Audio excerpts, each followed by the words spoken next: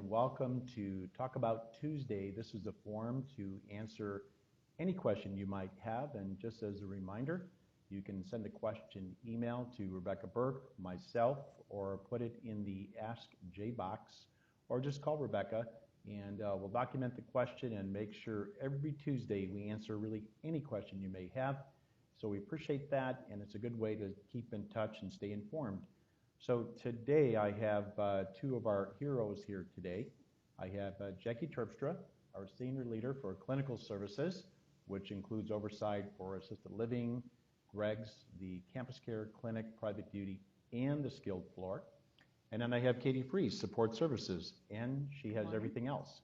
So these two leaders primarily run most of the operations and are very key with regards to the success we've had really over the past couple of years. And of course, Jackie, you've been here for how many years now? It'll be 5 years in July. 5 years, and thank you. And Katie, thank you, and an honor to work with both of you as we move through the crisis. Candidly, Plymouth Place is not only surviving, but we're thriving, and we're just excited about the future and the significant light at the end of the tunnel, which is very bright. So with that, let's go ahead and just ask our colleagues here just a few questions to make sure you are in the know. So as you know, we handed out masks on Saturday and Sunday. Thankfully, we got a recent shipment which allowed us to do that. But Jackie, why is it so important that people wear masks? And if you can demonstrate, how do we wear the mask, if you could, just for our audience today? Certainly.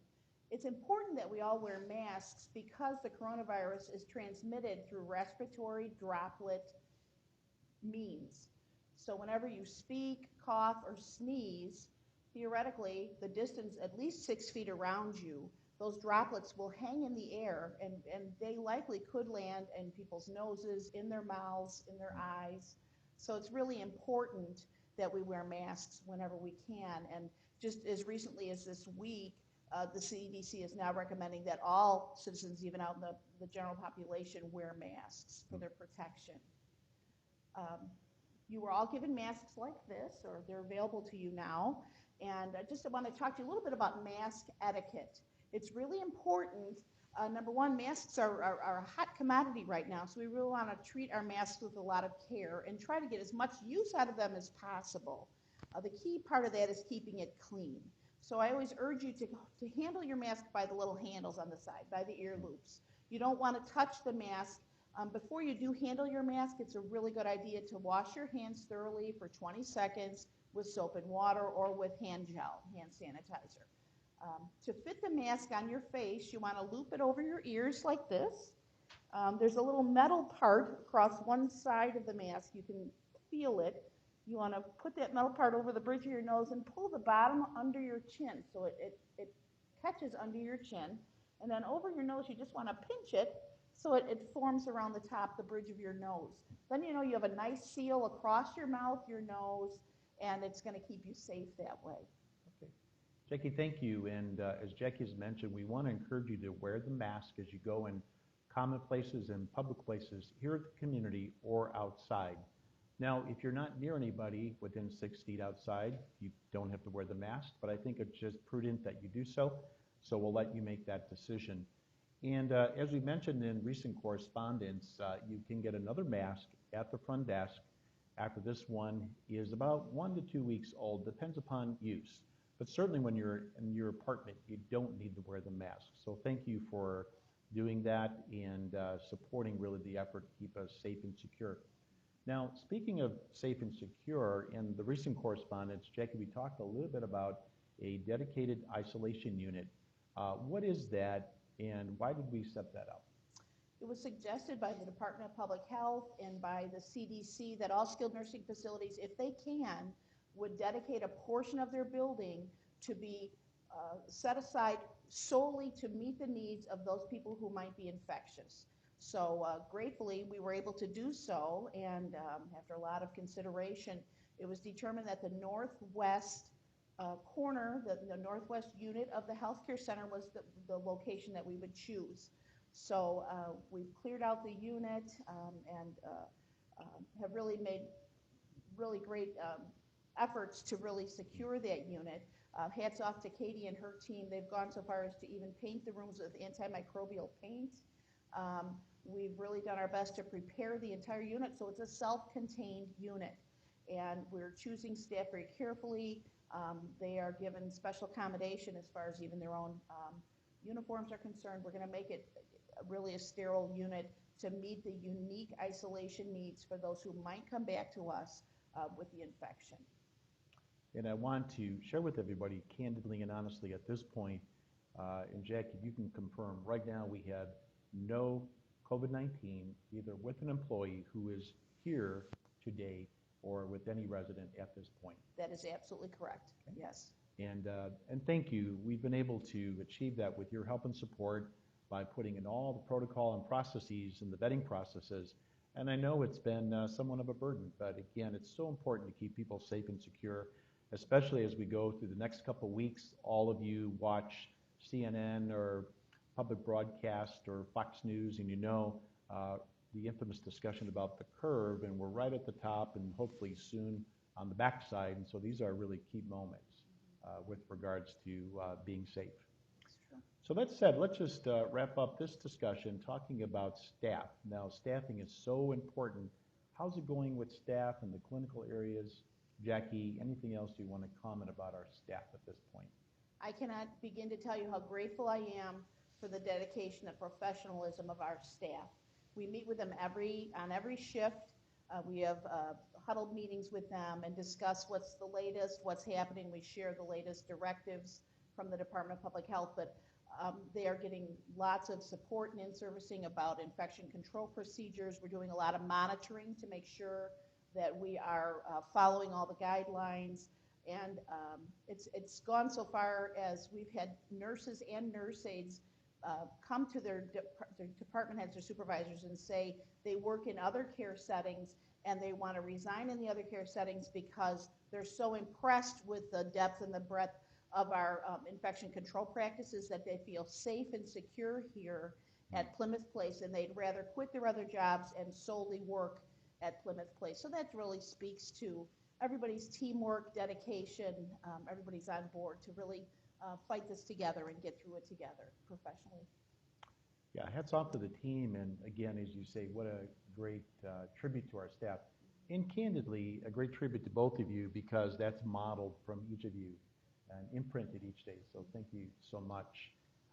We meet Monday, Wednesday, and Friday as a team to talk about moving through the crisis, next steps, what we need to do, updates from CDC, and so forth. And then one of the areas that we're really focused on is to make sure we have enough supplies. So maybe Jackie comments on oxygen masks, Sure. Oxygen concentrators, pharmaceuticals. How are we doing there? I'm so grateful that we had the foresight early in January to get ahead of the curve as far as PPE is concerned. And we were able to secure a good amount of gowns, gloves, masks. We've gone so far as shoe booties, hair bonnets, full face shields. So I'm very, very grateful. And the staff takes great comfort in that too, that we'll be able to provide proper and excellent care for people if we get in that position. So it's a good thing. Early in the game, we reached out to our oxygen provider and we made sure that we ordered extra oxygen concentrators and other apparatus that we might need, just in anticipation, just to make sure that we would have the equipment that we need. Same is true with pharmaceuticals. We made sure we secured some extra on-hand pharmaceuticals that we thought we might need, and we were so grateful we did that because sure enough, 2-3 weeks later, we heard that there would be shortages, and thankfully we were wise enough to stock up when we were able to do so. Thank you. And again, a good strategy. I want to mention that we work in concert with Cantata, Caledonia, and King Brevard. We have a conference call with them, 4 o'clock, Monday, Wednesday, and Friday, and we do share some resources, and I'm pleased to say that Plymouth Place is leading the pack, and yet we want to be aware of our other colleagues, and we're all in this together, but really good team effort, and more to follow on that in the months to come. So to wrap up, one of the questions was, well, how long does the quarantine last? You know, when will this end? Jackie, thoughts on that? Sure.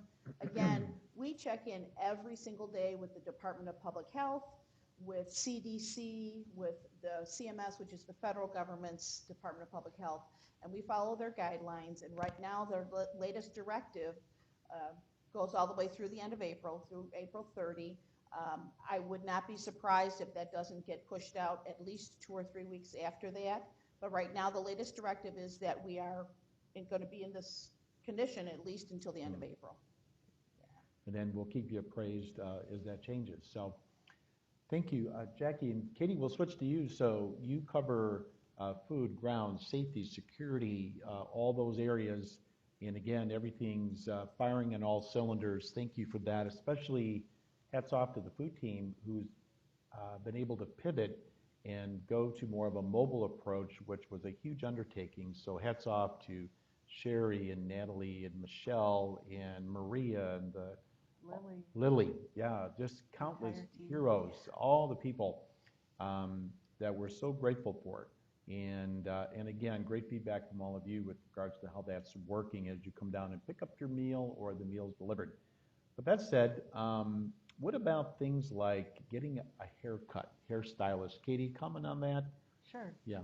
Sure. So while we may think it's necessary to get our hair cut and groomed, actually stylists are not considered essential caregivers. So therefore we had to cut off the salon and their services a couple of weeks ago. So we're all anxiously waiting for the quarantine to be over so we can all kind of get back into our step there with getting our hair done. But we do appreciate your support. We appreciate your patience. At least maybe we can find comfort that we're all in this together. Well, one of the advantages of the current coronavirus is that if you're bald, you're in good shape when it comes to hairstylists. So we still have our sense of humor. So moving along, we've added security. That's so important based upon what's happening in the local community. And we work hand in hand with the city. In particular, Julia Cedillo and our police officers have been so gracious and supportive. But just to make sure we have extra security, how is that being used, Katie, the extra security? Sure. So extra security is coming in 2 ways. We have 14 hours of coverage per day with a company that we've engaged, and they're doing surveillance both inside and outside of the building, as well as vetting any vendors who are coming in and dropping off the goods. We also have an extra security shift with our day shift, and again, we're using the golf cart to surveillance the grounds. Thank you. Someone brought to our attention over the weekend that through your own eyes, you saw that a gate was open that ComEd uses. And so with that, we were able to secure that fence shortly thereafter. But it does take all of us, and I think we all feel better with having that extra security on staff, getting all the access points locked down so that employees are only coming into the back entrance now and the main entrance for our visitors. Thank you, and that's happening 24/7. As Katie said, as you see things out your window, just report it to the front desk. You can be our eyes and ears. You know, it takes the village to support the community, and we so appreciate that. So thank you so much. Well, let's talk a little bit about supplies. We talked about PPE and oxygen and so forth, pharmaceuticals. How are we doing on food and those kinds of things that we provide every day here? Well, of course, we monitor our inventory, and that just comes with the nature of the business. However, with that, we have ample supplies of food, disposables, and beverages, water, plenty of water. We really, while we are monitoring it, we have no concerns that we have any means of running out. Okay. Now, this is a real key question. Do we have enough toilet paper? We have plenty of toilet paper. We have almost 2,000 rolls as we speak of toilet paper. Wow, okay. And if you need a roll, we got you covered. Yes. So, yes. Well, let's piggyback on that for a moment. So someone said, hey, should I go to the Jewel? And we've said, no, please do not do that. That is not a good place to be just because of practices here.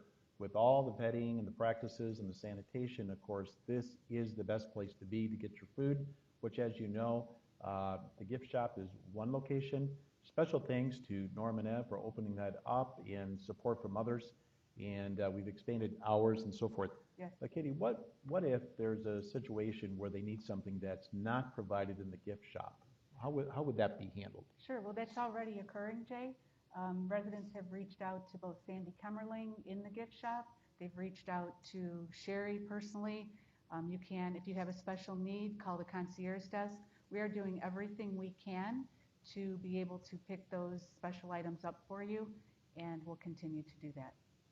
So as Jack goes, of course, he's following all the right practices, and so Yes. we have one versus many, and we can, again, minimize any kind of concern. Yes. So as we continue through the vetting process. Let's talk about sanitation. So question was, how do we know that we're using the right chemicals, and what are we actually cleaning to minimize any kind of germs, bacteria, viruses, those kinds of things? What are we doing there? Sure. So our cleaning practices have always included the recommendations of the CDC. And before we even consider a product, we make sure that the claims of the germs that it will kill are present on the product. So right now, the product we're using is called a quaternary ammonia, Okay. and that is a product that is sure to kill the coronavirus. The surfaces include really all of our common area surfaces, so the handrails, the stair rails in all the stairwells, and anything that you consider a high-touch area, such as elevator buttons, just tabletops. As you walk, down the hall, you might touch that. So we're trying to get those surfaces multiple times throughout the day. And as we reminded everyone, just please continue to hand wash, and there is Perel, I believe, at the front desk, and use that frequently. And also in the elevator landings, there's Perel, I believe, Yes. Yep. on the desk there, so feel free to use that. And if you need any other support in that regard, by all means, let us know. Right. Katie, thank you for that. That is just so important. And I think we've added some additional staff, not only in security, but in housekeeping. So you're going to see some new people Yes. to support that effort as we continue to make multiple rounds in all levels of living. Yes, in independent living, but especially in healthcare and so forth. All right, just a few more questions here as we wrap up and talk about Tuesday. What about if I go outside? Can I meet my family outside by the rock or in parking lot and so forth? What would be your recommendation there? My recommendation would be no, for the pure reason that 6 feet is very difficult for any of us with our family, and we are able to contain the residents and the essential caregivers in the building. But once we start introducing family members who have many places that they've been, it's sort of like going to the grocery store. We don't want you to go to the grocery store because there are many people who we don't know where everyone has been. And we are the vulnerable population here, and so we just really need to, at this point, say no, but in the best interest of you, to help keep you safe. Yep. And I think especially really in the next couple of weeks as things begin to heighten, and then hopefully we'll be on the backside post that. So thank you so much for that. And again, if any of you need an iPad to connect with your families, give us a call at the front desk, concierge desk, and we'll be happy to provide that to you. Absolutely. To connect with your family virtually. So it's a beautiful day today, and there's going to be hopefully some better weather ahead as well. And there are structured walks with Chris Irvine, who's our Director of Wellness and Rehab, with Marcia Hankemeyer, who's Life Enrichment.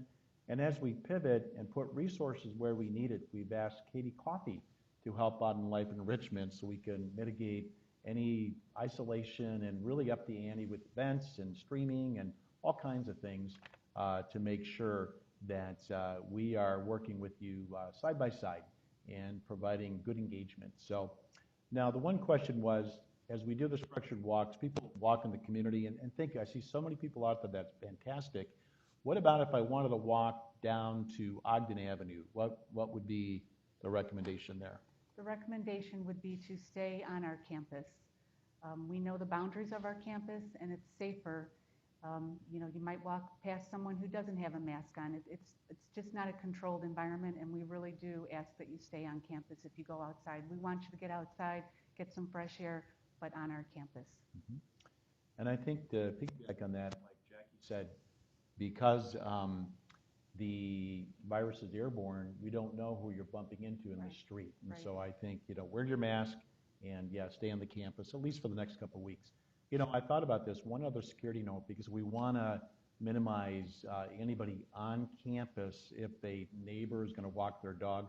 Katie, I believe we're going to be posting signs that this is private property and please honor and respect this space for now. We don't mind neighbors coming on our property, but for now, that's just not a good thing. I think those signs are going to go up this week, if I'm Yes. not mistaken. Yes, we do Yeah. have enhanced signage that we will put up closer to the boundary so that it will deter, hopefully, people from coming on our private property.